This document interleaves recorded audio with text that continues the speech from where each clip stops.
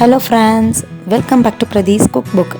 இன்னைக்கு நம்ம prawn dum biryani எப்படி பண்றதுன்னு தாங்க பார்க்க போறோம்.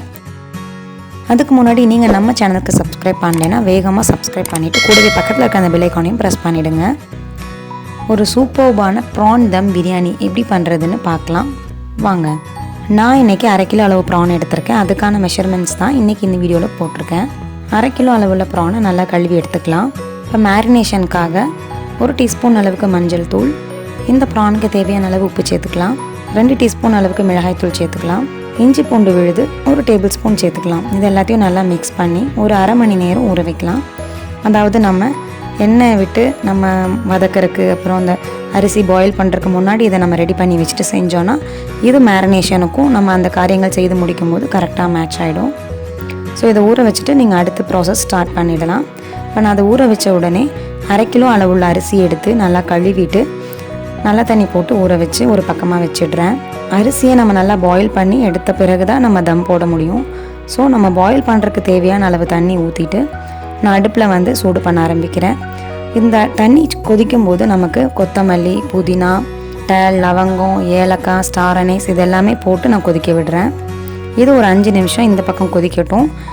அந்த கேப்பில் நம்ம வந்து இந்த பக்கம் மசாலா ரெடி பண்ணுறதுக்கு ஆரம்பிச்சிடலாம்.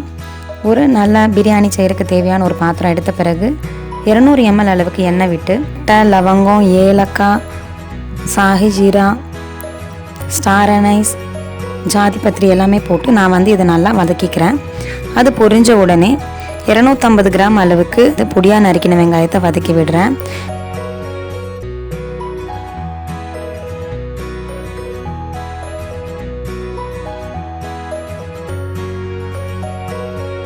வெங்காயம் வதங்குற இந்த டைமில் இந்த சைடு வந்து நமக்கு நல்லாவே தண்ணி கொதிச்சிடுச்சு.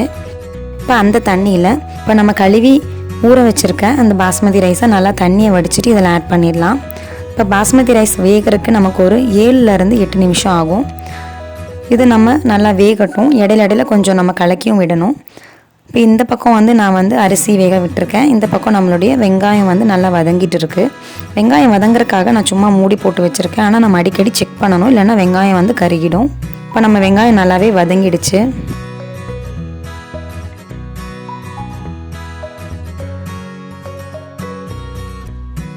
இந்த டைமில் ஒரு கைப்பிடி அளவு கொத்தமல்லி இலைகளை நல்லா கழுவிட்டு கட் பண்ணி இதில் ஆட் பண்ணிக்கலாம்.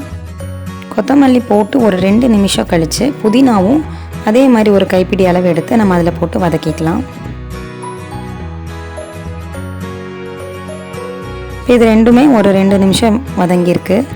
இந்த கேப்பில் நான் அரிசி செக் பண்ணிக்கிறேன். நல்லா கலக்கி விட்டுருங்க. அரிசி வெந்துருச்சு எனக்கு. அதனால் நான் வந்து அதை வந்து ஒரு ஸ்ட்ரெயினரில் தண்ணி எல்லாத்தையும் வடித்து வச்சிடுறேன்.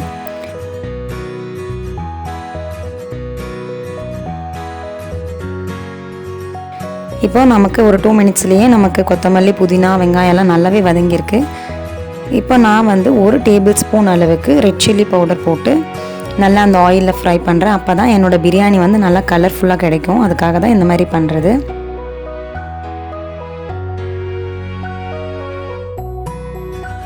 கூடவே 2 பச்சை மிளகாய் போட்டுக்கலாம். இப்போ இஞ்சி பூண்டு விழுது 2 டேபிள் ஸ்பூன் அளவுக்கு இதில் ஆட் பண்ணிடலாம். அதையும் நல்லா வதக்கி விட்டுருங்க. அரிசியை வந்து தண்ணியோடு அப்படியே வச்சிட்டிங்கன்னா கொலன்னு ஆகிடும். அதனால் அரிசியை வந்து கண்டிப்பாக ஒரு ஸ்ட்ரெயினரில் வடித்து விட்டுட்டு இந்த வேலை செய்யுங்க. இப்போ இது வதங்கறதுக்கு தேவையான அளவு உப்பும் சேர்த்துருக்கேன். உப்பு சேர்த்து நல்லா வதக்கினதுக்கப்புறமா ஒரு 1/4 கப் அளவுக்கு கர்ட் சேர்த்து நல்லா வதக்கி விடுங்க.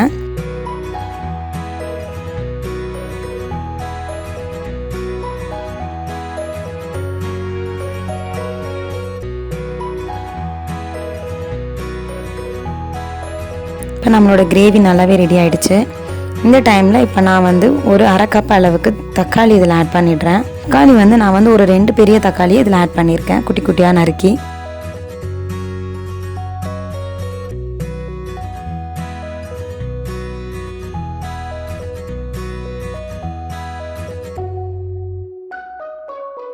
தக்காளியும் இப்போ நல்லாவே வதங்கிடுச்சு. தக்காளி நல்லா வதங்கினதுக்கப்புறமா எண்ணெய் பிரிய ஆரம்பிக்குது. இந்த டைமில் நம்ம மேரினேட் பண்ணி வச்சுருக்கோம் இல்லையா, அந்த ப்ரானை இதில் ஆட் பண்ணிடலாம்.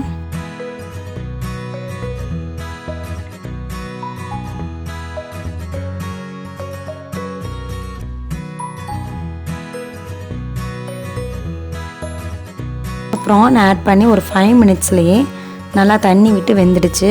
இப்போ இந்த கிரேவியை வந்து இன்னொரு பவுலுக்கு ட்ரான்ஸ்ஃபர் பண்ணிவிட்டு இந்த பாத்திரத்துலேயே நான் ஸ்ட்ரெயின் பண்ணி வச்சுருக்கேன் அந்த அரிசியை வந்து ஒரு லேயர் போட்டுக்கிறேன். அதுக்கு கீழே கிரேவியோட லேயர் கொஞ்சமாக இருக்கிற மாதிரி வச்சுக்கிட்டேன் நான். அதுக்கு மேலே இந்த ரைஸ் நான் கொட்டி விடுறேன். புதினா இலைகள் இருந்தால் கொஞ்சம் மேலே போட்டுக்கலாம். அதுக்கு மேலே திரும்ப கிரேவி, ஒரு லேயர் கிரேவி, அப்புறம் ரைஸ், அப்புறம் கிரேவி, அப்புறம் ரைஸ், அந்த மாதிரி பார்த்துக்கோங்க. ரைஸ் வந்து ஒரு 3/4 வேக்காடு இருக்க மாதிரி பார்த்துக்கோங்க. இப்போ ஆல்மோஸ்ட் நான் ஒரு லேயர் கிரேவி ஒரு லேயர் ரைஸ் போட்டு நமக்கு இது ஃபினிஷ் ஆகிடுச்சு. இப்போ ஃபைனலாக நான் வந்து புதினா இலைகள் போட்டுட்டு அதுக்கு மேலே ஒரு லேயர் ரைஸும் போட்டுட்டேன். ஃபுட் கலர் வந்து ஆப்ஷனல் தான். கொஞ்சம் தண்ணியில் கலக்கிட்டு இந்த மாதிரி போட்டுட்டோம்னா பிரியாணி வந்து நல்லா கலர்ஃபுல்லாக இருக்கும். அதுக்காக தான் நான் அந்த மாதிரி போட்டிருக்கேன்.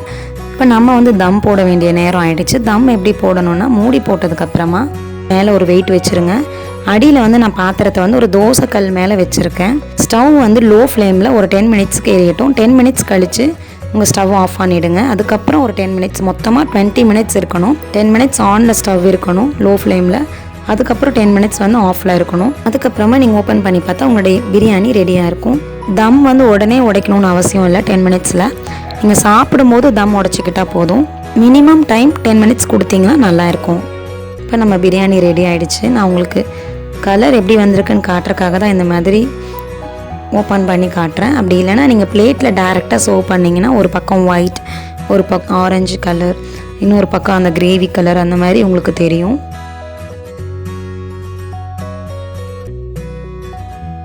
அவ்வளோதான், யம்மியான தம் ப்ரான் பிரியாணி ரெடி. இந்த பிரியாணியை நீங்கள் உங்கள் வீட்டில் ட்ரை பண்ணி பாருங்கள். இந்த வீடியோ பிடிச்சிருந்தால் நீங்கள் மறக்காமல் லைக் போடுங்க. அப்படியே இந்த வீடியோவை உங்கள் ஃப்ரெண்ட்ஸ்க்கும் ஷேர் பண்ணி விடுங்க. தேங்க்யூ ஃபார் வாட்சிங்.